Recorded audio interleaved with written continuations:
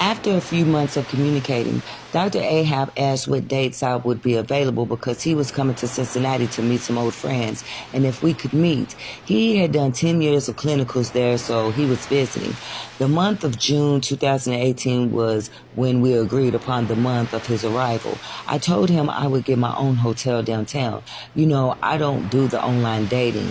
You really don't know who a person really is. So to be safe, I just wanted to have my own room. As the time got closer to meet one another, I was getting scared. My sister didn't make it any better by projecting her fear upon me as well, too. Like I said, I've never done this before. I even asked him what color car he drives because of him knowing by this time that I have premonition dreams. When he showed me the rental car he was getting and it was not the same color, I explained to him how I was scared of this specific color SUV and truck due to this recurring dream. Instantly, my mind went back to me telling Colin and Zeus about the fear of the black SUV and truck due to my recurring dream. Is your fear of SUVs and trucks the color black? I asked, interrupting. No, it's another color. I would tell you, but I've learned never to tell anyone your fears because they could be so evil that they would use your fear against you. Besides, I'm no longer afraid of that dream. Back to the story. Dr. Ahab was going to be there in Cincinnati a few days before I would come to see him. Then he had a change of plan. He extended his stay in and would come to Lexington, Kentucky the last 2 nights.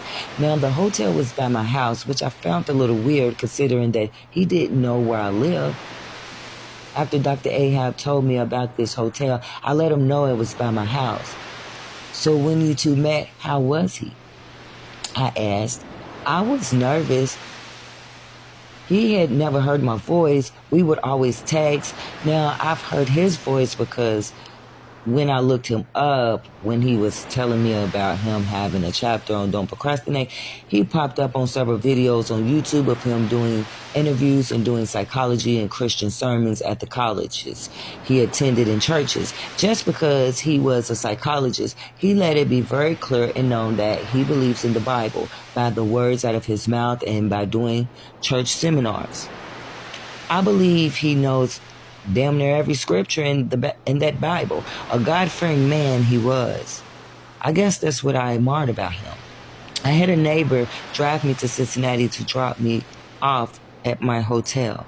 I waited for him to leave his hotel to come to mine, and I was so nervous, anxious, and just excited to finally meet the man I've been communicating with for